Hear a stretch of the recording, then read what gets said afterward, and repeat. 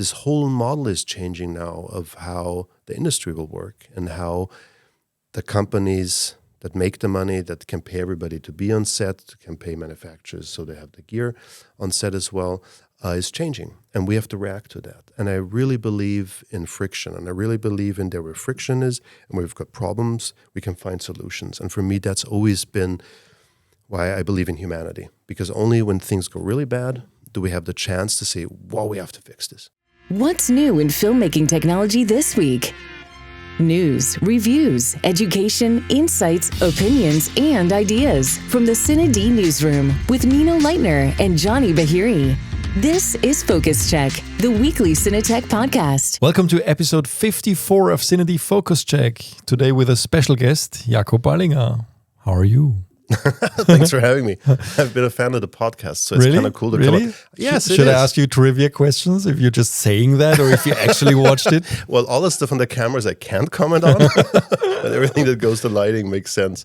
But it's good to have people from the community, working in the community, talking about the community and doing things. It gives it a different twist. So that's very good. Thank you for taking the time, for being here. Of course. We rarely had guests so far. We had Markus Förderer before. Yeah. We had Victor Ha from Fujifilm. Mm-hmm. Who else did we have? Christoph Tilly from MXR Productions. Mm-hmm. Yeah, but it's always nice to get sometimes I get bored of Johnny, so I invite another bald guy. Yeah, exactly. To talk to. It's so funny because when I started Lightbridge and I had the first visits to the States, I found somebody to do the press for us. And then Susan said, well, you have to talk with Nino because CineD would be great. And I said, okay, where is he? And they texted me, and then we found out we were just like both in Vienna, which is kind of crazy. But it's a good hub here, so... Yeah. For people who don't know you, I'll just give the brief introductions. People might know Lightbridge.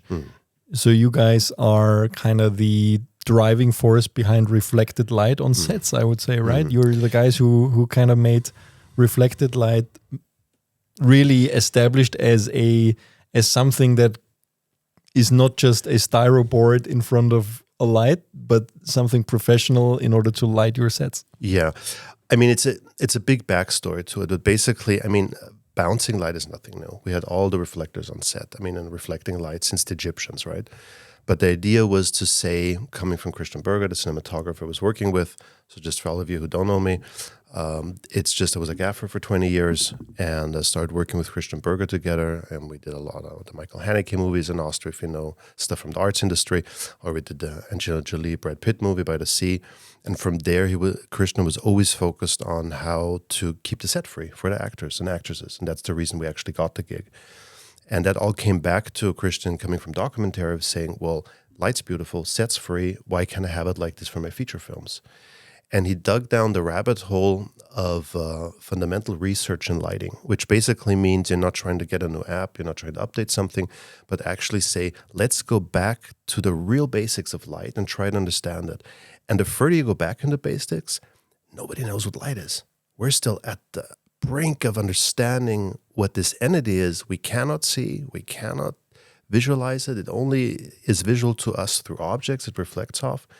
So, I mean, we did not, but an Austrian physicist got the Nobel Prize, also with research in lighting, with entangled photons, which is amazing. So it all comes back down to how can we use light in a more efficient, better way. Now being in this amazing time in our industry where we do not need light for exposure anymore. I mean, it's over. So anything that we need light for is for creating moods. And that frees us, but coming from the industry and the craft of lighting, it's all built on exposure. No double shadows because you had two arcs shining in somebody's face. So we're still trying to grapple our way out of that into understanding, into a new way of lighting. And we've been pushed there, obviously, the way the industry is going now as well. And obviously everything from batteries, it's just made our life much more simpler. But it all comes down to the basic fact of saying, how can we keep set free, that's what it was for Christian, and how can we make it look really natural? And that's, I think, the biggest difference to all the bounce stuff we had out there, because it comes back down to saying your light has to be far away. we did that, 18Ks on cranes and stuff. But you have no control over that thing if it's that far away. And the angle is really limited when it comes into a window. So if you keep your, let's say if you can keep your gear closed, that controls moods, but you can keep your light source far away. You can double your distance. You keep your light down on the ground. You're shooting on the second floor through a window. You put the reflector in front of the window and you're lighting in. Suddenly you have control over your light because it's close, but the light source is far away, which is not so far away if you go back to Da Vinci's diaries on, his sketches on light. He was trying to understand, what does the ray of light do? How does it reflect? How does it create shadows? And Christian went down that rabbit hole and came up with the idea of saying, well, if you use aluminum reflectors and we're able to make surfaces that give us certain levels of diffusion, we might have a new tool. And when I started working with Christian, my God, I'm talking a lot, but it's a podcast, right? No, it's a podcast. That's why you're here. I know you can talk. So anyway, when we started working together, I just had aluminum panels, and the movies were getting bigger. I said, Christian, come on, we can't do big movies like that. We were, 70 million budgets, and we were shooting we had 60 shooting days for 100 locations. That was the Angelina? No. My God, it was the biggest German production, Ludwig II. Mm-hmm. This TV thing that was then scrappled up. Yeah. I'm not so proud of the movie itself, let's say, but it's not Visconti. But it's not your job, it's right? It's not my job, exactly. But it was a first touch working with Christian. It was a first touch for him as well in a really commercial sector, and how to use his approach to lighting to make it happen. And at the end of the day, the producer also said, it really saved money and it really helped the whole way. So getting back down to that, these reflectors that we had at the time were high efficiency, it's aluminum, and at the same time we were able to redirect the light. So from there, I started just going out of pure fear into the basement of saying all the stuff that was available wasn't there for those big productions, right? So I started tinkering stuff up with the boys to make the shoots work. And production. But this was still just for the shoots with no intention to sell stuff. No. That was pure fear to survive the job with prototypes and stuff and companies that we had at the time, without mentioning names, that just didn't understand what the film industry needed. And so we did that for 5-6 productions. And at some point I had the feeling, actually, we should share this, because it's a big part of my value system of sharing information. And I thought we just have to show this to people. And then I had this crazy idea to start a company, and I had no idea what I was getting myself into. But again, it's driven by the passion of sharing, and that's what I still believe in, and that's the reason we do this, is because I know for a fact this is an amazing tool. I know for a fact it's not setting up a light source. It does what it does, because you have to set up your light source and you have to set up your reflector. But as soon as you get your head around that, suddenly everything becomes different. And that's what we hear from all the big productions to the small stuff. As soon as people start to really understand how to use it, it's really hard to go back, because it's much more efficient. So it needs a lot of education in the background to make it work. But at the end of the day, what does it do?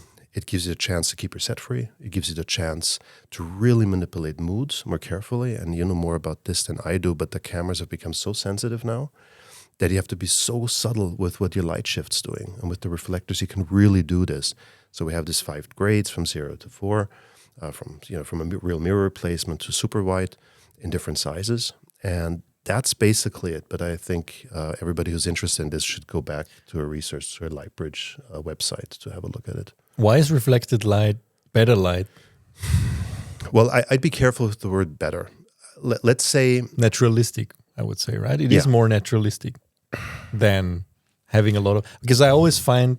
when I was in university, you learn from a traditional cameraman DP, especially some of these typical, I would say 80s lighting, where it's 3-point lighting or even 4-point lighting or something.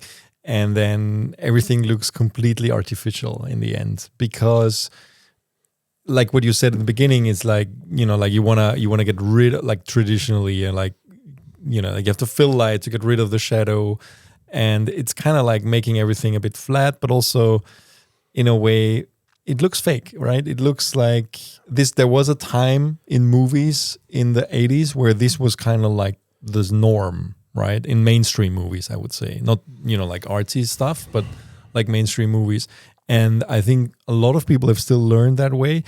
And I always found less is more. Like if you just get rid of the fill light, you already have a more interesting image, right? You have contrast in the face. Yeah. You might have an accidental bounce.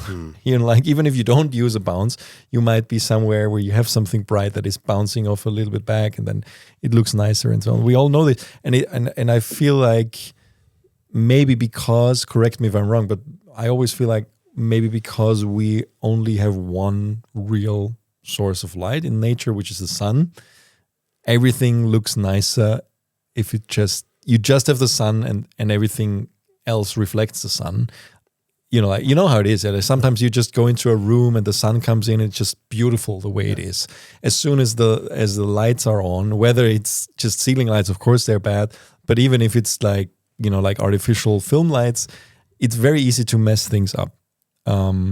But it's very hard to recreate that naturalistic look using light fixtures, multiple of them, several of them, because the relation between, how should I say that? The relation of light output between those fixtures is very hard to balance in a way that it ends up looking naturalistic, whereas with mirrored reflected light, of course, it's much easier because essentially it's mimicking what is happening in nature, right? Yeah. I mean, what you're touching on is a really fundamental truth, and I really feel the same way about it. So for one, going back to what I said earlier, yes, it's really hard to make it look natural if you use all these hard light sources. And it comes back down to what I was saying earlier, is we were using this kind of lighting techniques because we needed exposure. What do you do with 50 ASA? You need to take everything you can and just, hit it into people's face as much as it glares and hurts. But that's what we needed for exposure. And this kind of stayed with us. And that's the reason it always looked artificial. Because, of course, you have 3 light sources hitting a face. That's just not going to look anyway near to what nature does. And then when we take the different approach, and if we really dive back to the basics of what this actually means, what is natural light. I mean, let's start out in the brightest place humans know. And it's also the darkest place humans know, right? It's space. It's pitch black, but there's nothing in the way of light, but we can't see it. And when a cosmonaut puts his hands out into the light, my God, it is really bright. So that's where the light comes from. And then those few rays from the sun hit our wonderful planet we're living on, and all of a sudden magic happens. And what actually happens? Some of the light penetrates through all the layers that we have around Earth, and it hits us direct. That's what we call direct sunlight. But that's not going to create anything near to natural looking light. Like that would be like, I'll just turn on one light in a studio. But where actually the magic happens is because that sunlight bounces off the floor, bounces off the walls, and suddenly creates all this atmosphere. I mean, it's like, just think about you're shooting in a location, beautiful sunlight coming in. You would never think about setting up fill light. That only comes because our relationships aren't correct between our key light, because it's too weak, or, we have fall off. We don't have that with the sun. We have the same brightness here as, I don't know, different city in Europe where the sun's up right now. So we need to get the lights as far enough away so we don't have the problem of having different kinds of exposures without going into physics. At the same time, we need to have this beautiful relationship, how light bounces and flows. And that's the reason I always say it's like aerodynamics with cars. When cars started, it was like nobody cared about aerodynamics. They were fighting tires, motors, everything. And at some point they said, well, radical idea, let's go faster and use less energy. Well, how does that work? Well, you don't put anything in the way of the wind. You build cars with aerodynamics. And the idea of the reflectors is very similar. Let's put nothing in the way of the light. Let the light flow, let the reflector diffuse the light, but let's use all the textures in the room as well. So when the light hits in, it has to hit the floor, it has to hit the table, it has to do everything it does. And as soon as this relationship works, everything falls into place. And it's really crazy. It's like you can shoot a master and a close-up. And usually, unless you have to fiddle up with some small stuff, it works because the relationships are correct. And what we're doing when we're setting up fill light, we're trying to, amplify those relationships again because the key light wasn't right. So the idea was to say, reverse engineering. So we have a light, we like it, but it's a lot of stuff on set. What's there? We had a hard light source, it was too hard, we had to do a diffusion. Then the diffusion was all over the place, it had to put up flags. So we took this all away and said, let's look at the light source. Okay, the light source is too hard. That's the reason we have all this clutter on set. So how can we solve this? And how can we make this all work? And between Christian's really deep research into natural looking light, plus my technical knowledge, we came up with the solution that lets us balance of the feeling of natural looking light, plus keeping our set free. And obviously, because we not always had those huge budgets, and especially being in Austria, we don't have Hollywood around the corner, we had to improvise a lot. So it was always coming down to how simple and easy can we do things. And I'd say that's where it all came from. But I think the main part is the fascination of focusing on the results and focusing on what moods do we want to create. And if we don't think, wow, this is a new cool light source, and I'm saying this as a manufacturer now, it gives us the chance to focus on what really matters, how our audience feels. And I think that's where we have to keep our focus, and the less stuff we have on set, the freer the actors are, the more you can move the camera around, the more freedom you have. And in the high-paced shooting environment we have these days, we anyway have to go in this direction. I mean, who has time for half an hour relights now? It's just on a mid-size production, what I'm hearing from set now, it's 5 minutes. And with 10, everybody's already moaning. So everything has to run at a pace now where we cannot keep up the traditional way of lighting the way it used to. And I'm not saying that in favor of the reflectors. I'm just saying this as a result, how our craft has to change. I mean, and you guys, you mentioned, coming from Austria, from a country that traditionally doesn't have a huge film industry. But you guys, I mean, you must have done an amazing job educating them. And I'm not saying this to suck it up to you or anything. I'm just observing. When I look at your Instagram account, I see so many, you always reshare a lot of people tagging Lightbridge who are on sets literally all over the world using your gear. And I'm always amazed to see where it's being used and where, but you were kind of the first ones to establish this as a product, right? So that's what amazes me. There's a million different light manufacturers out there doing LED lights and other lights and so on. But there's you and very few others who are doing what you're doing. And you were the first one. So you kind of had to establish that. But you managed somehow to really get into the high end. So I'm seeing your reflectors, or in general, reflected light being used on a lot of sets right now, which leads me to the next subject, which is, of course, we've seen a very big up and down in our industry. And I'm talking about both the movie industry and the connected gear industry. That is, like the stuff we report about, the stuff that you guys produce and all the other manufacturers produce.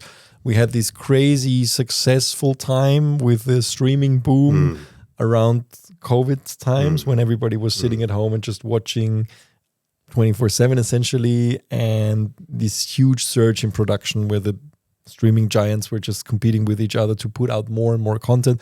At the same time, of course, traditional cinema constantly under pressure. I mean, at that time, kind of like on pause. And now it's over. Everybody's, allowed back out again for some time already. But we see the strikes in the US, the writers and the actors strikes. We see that impacting a lot of it. And of course, also the whatever came after COVID, which is just simply, like a consolidation in this streaming business. So how do you see this? I mean, looking at because you're really in the high end market, and I think the high end market seems to be even more affected by that change. How where did you see the challenges? First of all, 3-4 years ago, where like everybody was in like, oh my God, this is like the golden age of filmmaking, they called it, right? And now we are in the depth of despair in a way, also in terms of content, where everything is more under pressure. I mean, where do you see this? It's a crazy roller coaster, and it doesn't seem like it was like that before. It was more like of a more steady thing. Yeah, and it's almost like, I almost feel like we have to pay for the success of the last few years. The industry has to pay for it now. Yeah, I'm not so sure. There's two parts to that. The one part that you were mentioning, how it was possible to get this new way of thinking out there. And I think, as you said, it's like a lot was with the pandemic, that suddenly people had the time, to look at stuff. because it does take, it's a different way, it's a different lighting technique. And if you're shooting all the time, you just gotta, get the job done. So there's not so much time to educate yourself on the set. So everybody had the time to look at it. And we were also in the position, okay, we can't do anything now. Obviously, we can't sell anything now. So what do we do? And then a former colleague at the time, Judith, was mentioning and saying that, Jakob, everybody's on Instagram watching lives. Why don't you do something? And I said, okay, I'll take my, I was teaching at universities, and I'll just take those classes and do it. And let's just, chatter, from this perspective of a gaffer of what to do. And that, basically that brought the success, because suddenly it clicked for people, because they were able to, okay, this is the way this works. Because everybody says, why am I paying so much for a reflector? What's different to a whiteboard? So you have to go through that process of understanding what it actually does to say, oh my God. So now we've got like really great DPs out there, Manuel Billiter, and a lot of other amazing artists who dug so deep into the whole process to understand how it works. It's changed the way they're lighting and how they see light and perceive light. So I think that's been a big part about it. And honestly, it was pure luck. Just I had no clue that I was able to do this, or that I was able. I'm a gaffer, so what am I doing in front of a camera at that point? And it was like the sentence always goes, if somebody offers you a stage, you better take it and do something that's important. And for me, the sharing part was so important. And I was just lucky. My father was a teacher, and he always forced me to do. In school, I had to stand in front of class and I had to read stuff out. So I learned how to do this without knowing actually how to do it. So that was just a big benefit I had at the time, and it led to doing master classes all around the world, sold out, just crazy for me. Very embarrassing thing how many people are interested in listening to this, but at the same time I know how important it is and how much we can help the problems we're having on set right now. So that's the reason it helps me pushing, going out of the comfort zone from behind the camera. So for you, basically the COVID times were a way to educate people about reflected light, and then that really led to bigger success for the company? Oh yeah, we tripled within a year, and the thing just exploded. Wow. So we went from a shack in the back, I just put a mortgage on my house, and I left the apartment. Yeah. We slept on the couch, starting with 42 again. Oh, wow. And luckily my wife did the whole thing with me. No idea how she handled it, but she went through with me. So it was just, and Laszlo from set, best boy of mine, and Manu. And so we all kind of worked together to make it happen. And then year 2, obviously, it was clear I was totally out of my league. So I said, okay, I need a coach, and I need to do this properly. I need to learn a new profession now. And then I was doing set plus company at the same time. And 4 years ago, it was clear that I can serve everybody better if I'm not helping 4 DPs or supporting 4 DPs per year, but actually I can do hundreds of people out there working and support them. So for me, it was the logical step to go into entrepreneurship to make that happen. We'll be back after this message from our sponsor. 1 Minute Tips by Fujifilm and CineD. In the last 2 episodes, we discussed the importance of a slate and how it's used on set. Now let's check out some bonus slating techniques. Scene 2 Apple, take 3. Mark. That's the standard way to slate. We use whole words instead of letters to avoid confusing the editor with similar sounding letters like D and T. By adding PU after a take means it's a pickup take or a partial take. If we add SER, it means a series of takes all in one without cutting. Saying soft sticks means that it's going to be a quiet clap, usually because it's close to an actor's face. 2 fingers in front of the slate means second sticks in case there was an interruption during the first clap. Fingers through the slate, no clap, means rolling the take without sound, also signified by this MOS here. If flipped and slated upside down, that's a tail slate, signifying the slate happened at the end of a take rather than the beginning. These are the most common ones you'll run across. With this 3-part series, I hope you learned something new about the art of slating. 1 Minute Tips. Until next time. And now back to the show. Coming from set, just seeing how do I create my moods and how do I talk with the producers and everybody, I had to find a new way of seeing the world, because it's a different thing if you're in this enclosed capsule than going then to becoming a manufacturer and seeing, well, suddenly I impact people who I'm employing, I'm impacting manufacturers, I'm impacting the environment if I don't take care. Like year 2, we had so much plastic lying around. I said, are we crazy? Everything has to go to paper. So it's like suddenly you see these different shifts that you can do to actually support the community, to help our environment. And from there, it led to a different perspective of how we have to see opportunities, how we see frictions and problems in the world. And I really see my job as an entrepreneur to support problems. People or my colleagues are shooting out there. They got problems. We need to solve this. It's not about me having a new product we can sell. It's about, no, we first have to fix something out there, make it better. And then hopefully I'll get the return on it. So we can support everybody working for the company. And so for me, coming back to your question, where the industry's going, I found the comparison really, really interesting to the audio industry, because the audio industry was going through the same thing when Napster came out, when Spotify came out. The music industry was in the high times. They were selling CDs like crazy. And money was never an issue. Remember all these MTV videos, how much money those cost and stuff. So when streaming hit, the market crashed, because it was everybody said, okay, let's give all the money to streaming. Cool, we can earn an extra income. And suddenly the CD sales went down. So they lost their whole revenue model. But actually it crashed before, no? I mean, before kind of everybody was just pirating music. Yeah. And people were like, oh, nobody's actually buying CDs anymore. Yes. And then the streaming came. That kind of brought it back to a much smaller degree, I guess, in terms of income. Yes, it's I think a third less than it used to be in the high times. I mean, there's always these overlapping things where people see we can make a business model, people are pirating, so we always have these fluctuations. Yes, you're right. I am breaking it down very simple, but at the end of the day, the big learning was for me, okay, what did manufacturers do? And all the high-end studio audio equipment manufacturers said, well, we have to do cheaper equipment. And not in sense of people can't afford it anymore, but of saying the technology has reached a stage now where people can record at home, right? And Billie Eilish, there we go, thank you. As you can see, my music stopped in the 70s, is amazing.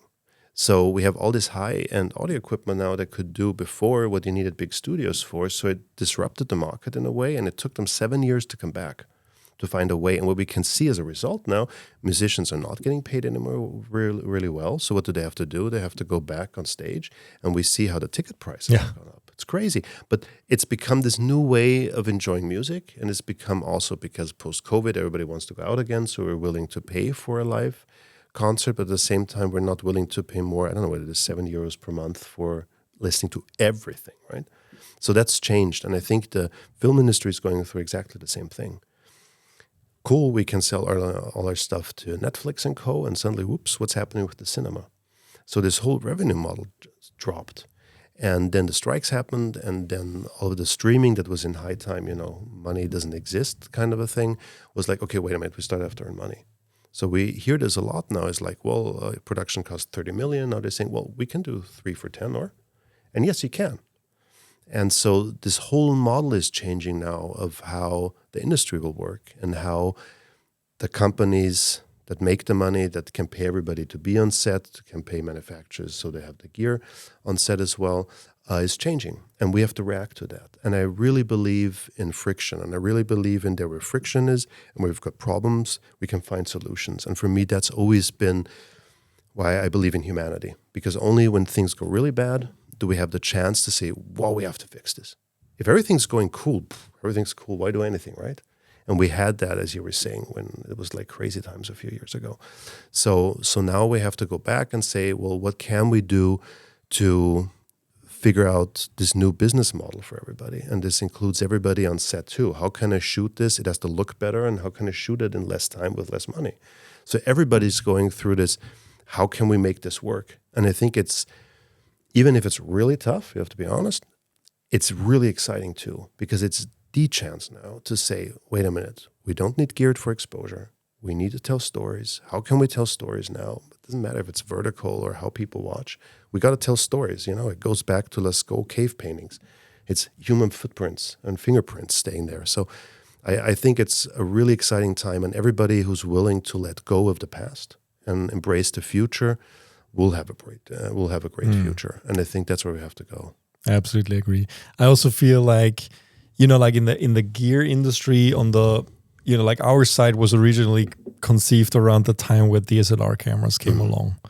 I was just out of university a couple of years prior, and I still learned on, like small sensor cameras, and then you had the off chance sometimes to shoot something on 16mm film or something, but mostly you were forced to use cameras that were absolutely not able to produce filmic looking images because of, like light sensitivity and the lack of shade depth. And then suddenly the DSLR was there. And that's exactly when the site started as a forum, Cinema 5D, the predecessor of CineD.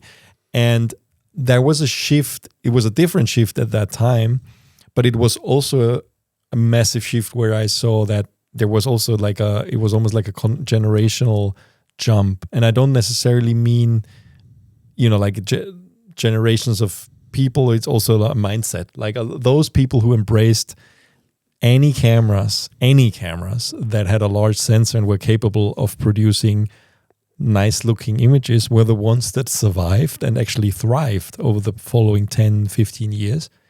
And the ones who didn't accept that, who was, wanted to continue to work with a huge, massive cameras and so on, were the ones that kind of went out of business. And I guess our side, a lot of our audience actually come from this. I think a lot of the people who are reading CineD and watching our stuff are actually the ones who were on that wave to believe that, and now are really in the business, are really, the ones who are working all the time. Whereas the others are not there anymore, who didn't believe that. And there was a massive resistance at the time.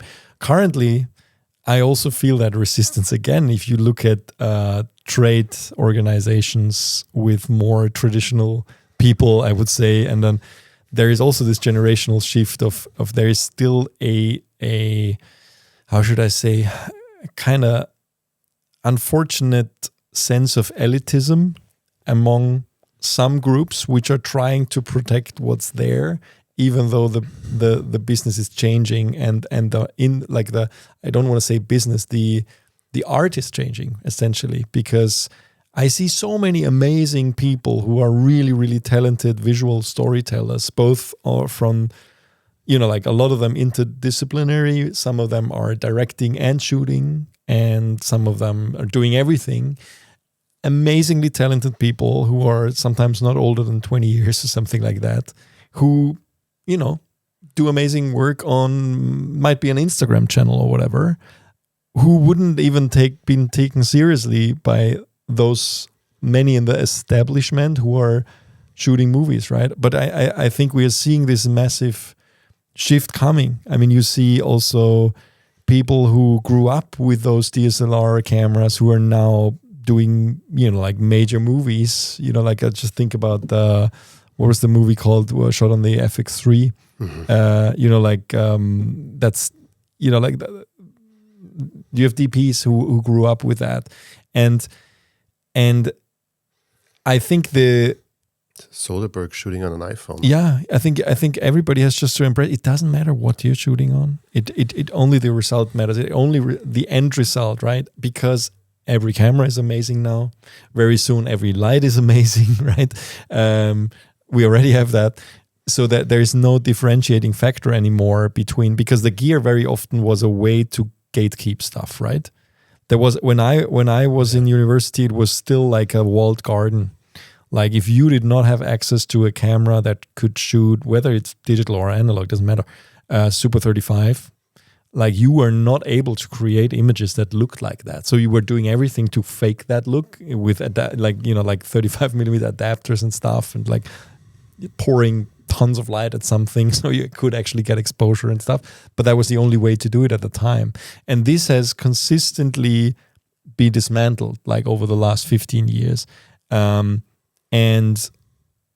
it's completely, I mean, it's always, the word democratizing. Of course, I mean, there's always people who are, you don't have access to everything. You don't have access to crew and so on. But I see this, if you just look at the movies who are nominated now at the big film festivals and so on, just look at the people who are coming up, let's say where they're coming from.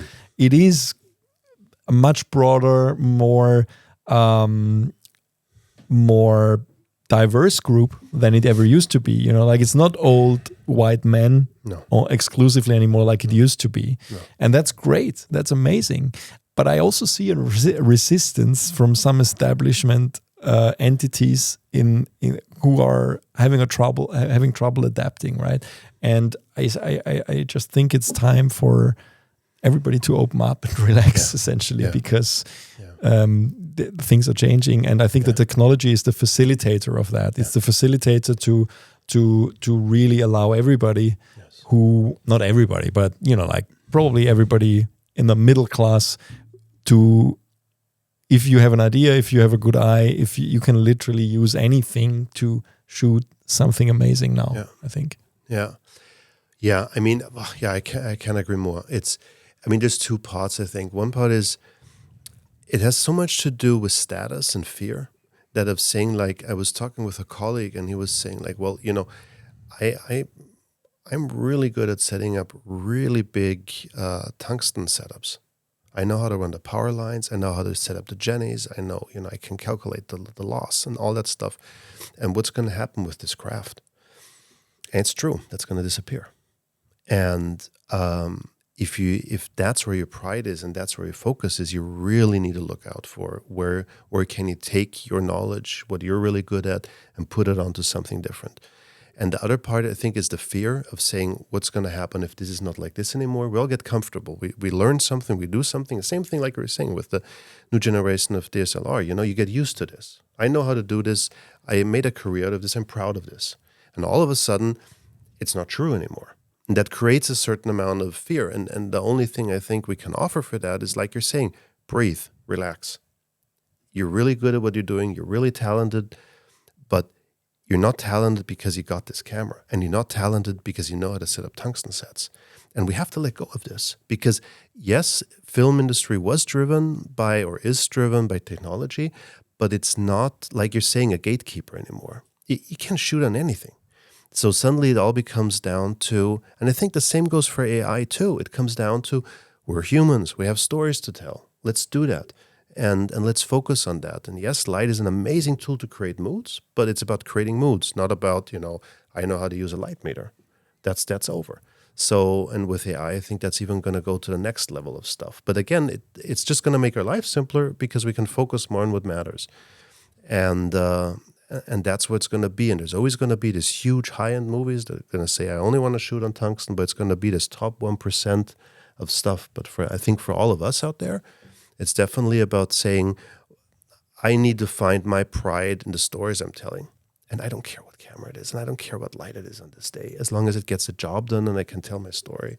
And I think that's where we all have to focus on, and saying, like, and that's my big quest out there too, is to say, like, how does light impact humans? Because if we know how light impacts humans, we know how the audience is going to feel. So if we can focus on that with lighting, and yes, we have to know how, a blackout app works or a Sidus Link app works.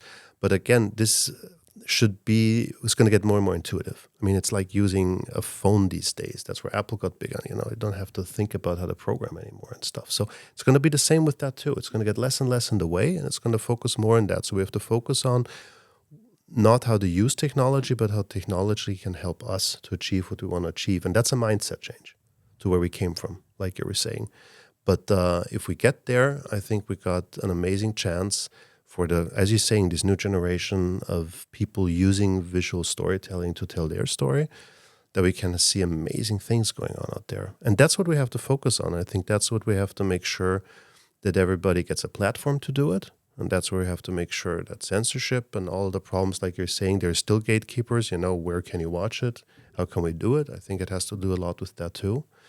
But YouTube's been amazing like that in the last years. It's the biggest streaming platform now in the world, if you think about that. I mean, more than 50% of the time people spend on YouTube is now via the television.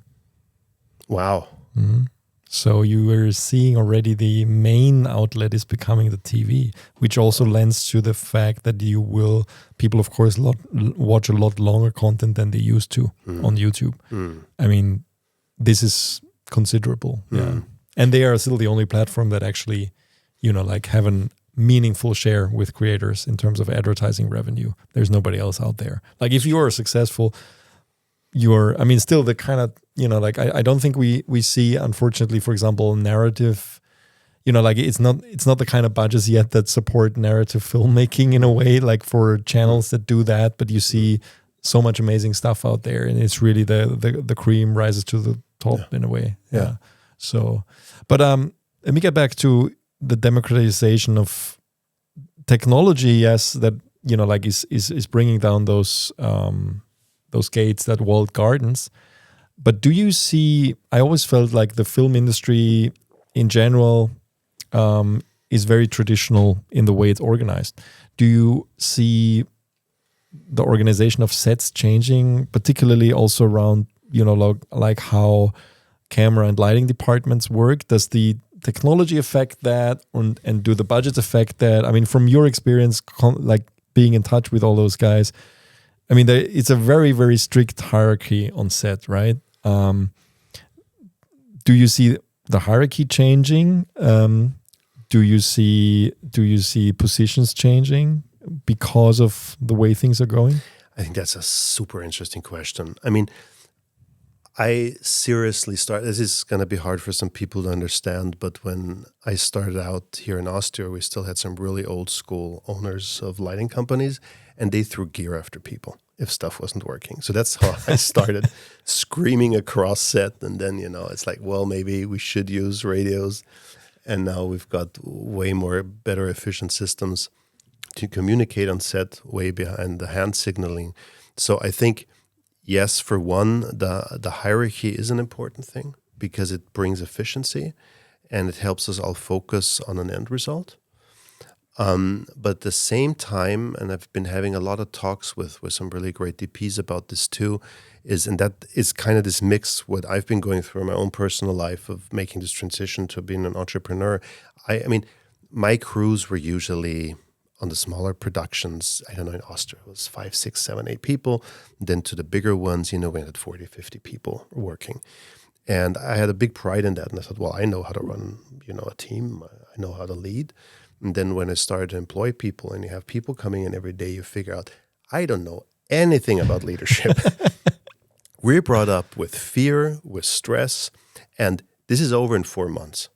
This guy might be, I don't even want to say a name about it. You mean the typical set kind of attitude? Exactly, because, oh my God, but it's over. So you get away with so much more. And luckily these days, and we're seeing this all over, you cannot get away with this anymore, what's going on, which is extremely important because the set is not a place for people to let out their egos, and is not a place, all the stories we hear what happened to women on set, and what we also saw what happened to women on set. And we were I was paralyzed to say things at the time, which I regret deeply seeing it afterwards, where the world has gone. But we're all in this cycle, and this is all changing now, right? Which is great. But it gets down to the point that we need new skills.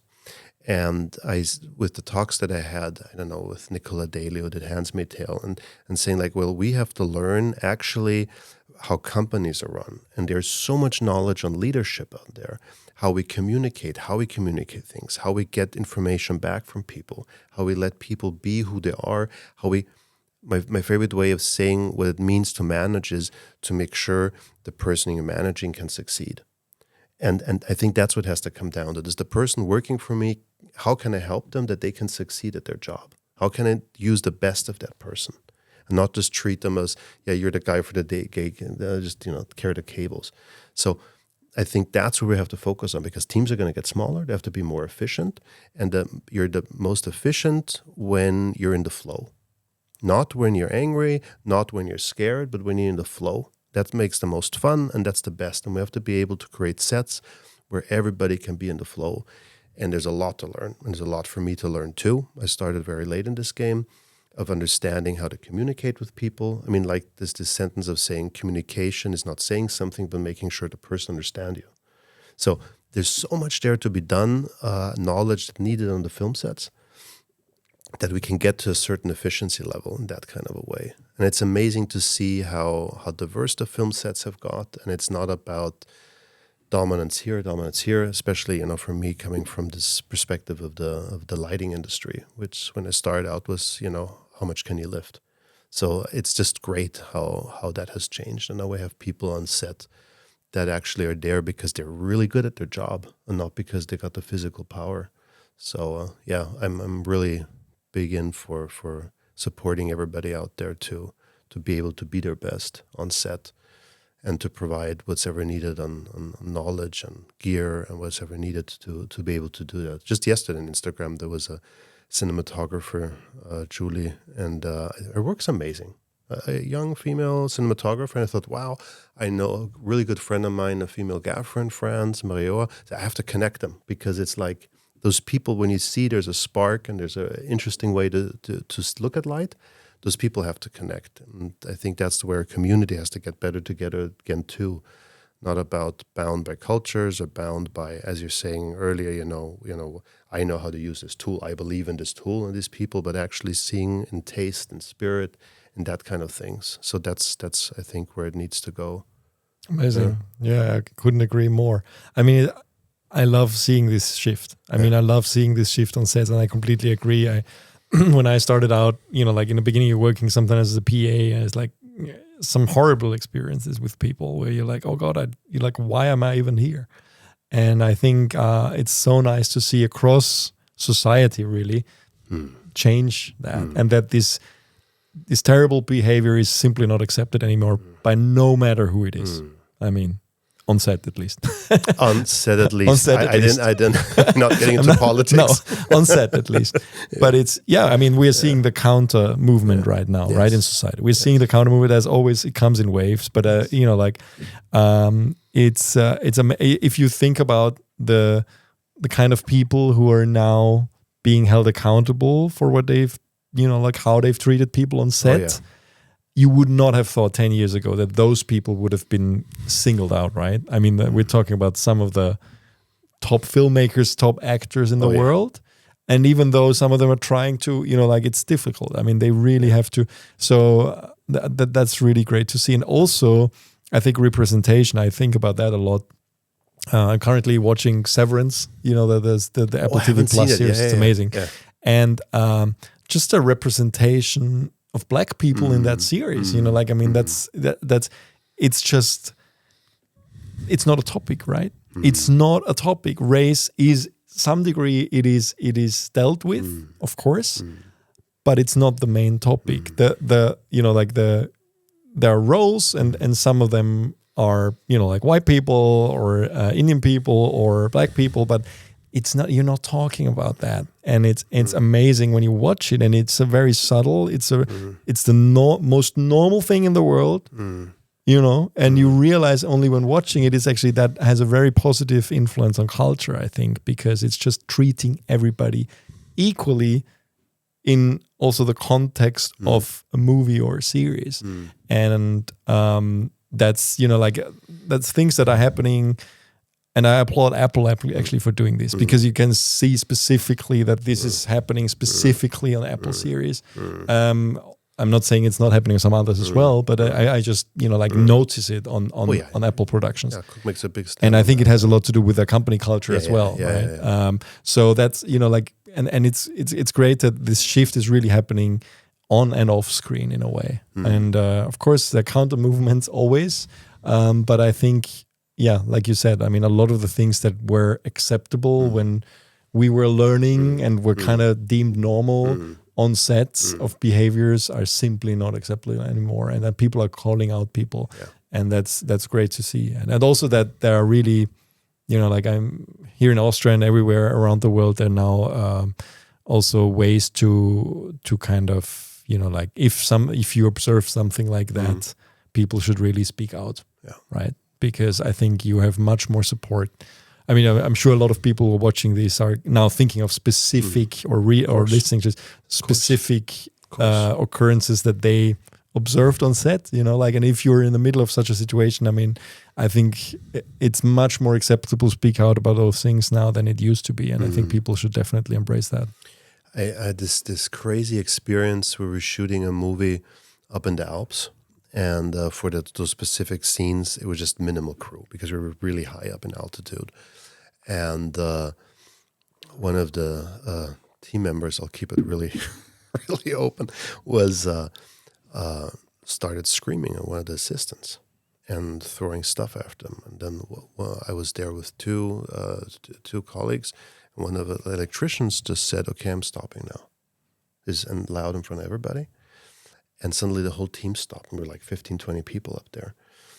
And the person who was called out was like in shock because he had never experienced that before, that somebody else would actually address it. And those people know it's not good.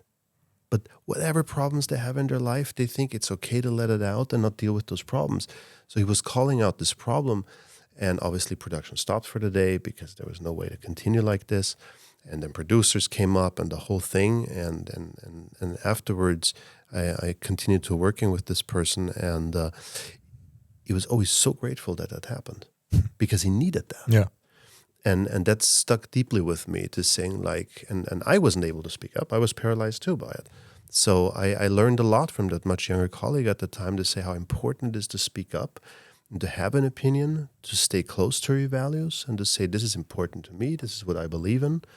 And it comes back to this amazing sense of saying clear is kind. Like in leadership, you gotta say what has to be said without being offensive, without just stating what's going on and what's working, what's not working, because we all have to get through this together as a race. And I think that's the most that we can do and what we have to do, also for personal level on that. No, that stuck deeply with me. That was okay.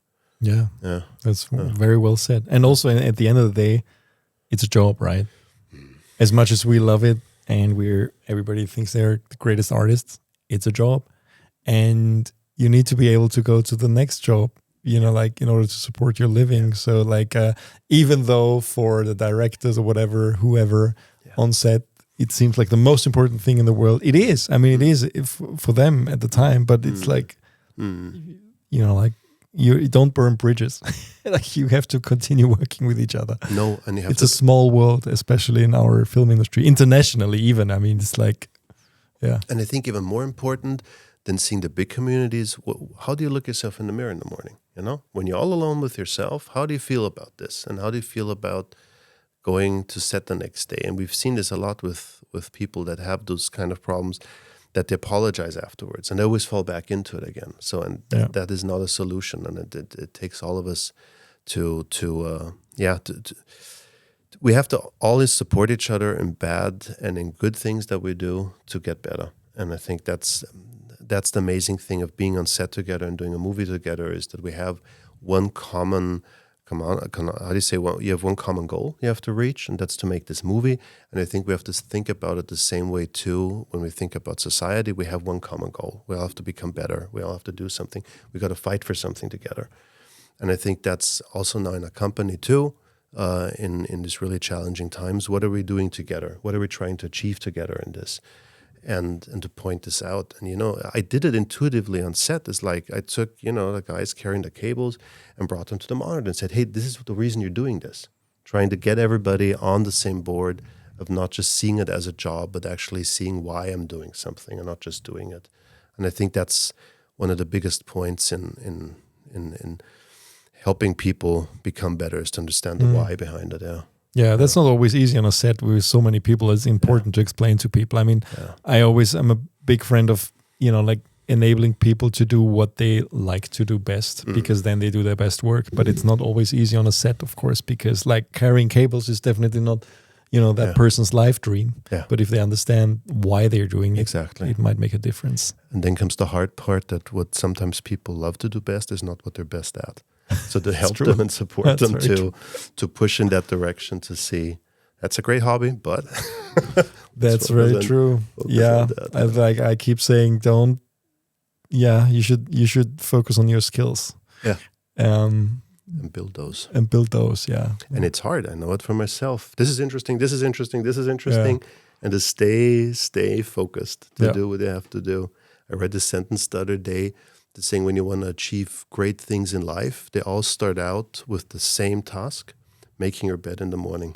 You start out with something, you say, I made my bed, and now you go to the next step. And I really like that, actually, because it sets the day of saying, it all comes down to habits and to structures. I think that's what makes us better every day. Oh, tell me about it. I have small kids. Nothing is more important than daily habits. Oh, and don't break them. Don't break those habits.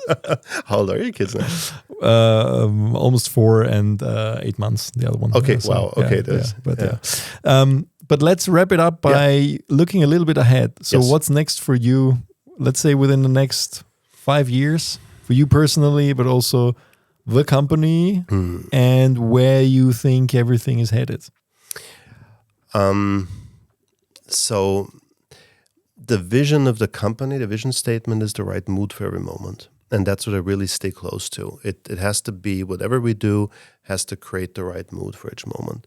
So coming from what you were telling earlier from the high-end market now, which will continue to exist, but not in that extent that we've seen it in the past.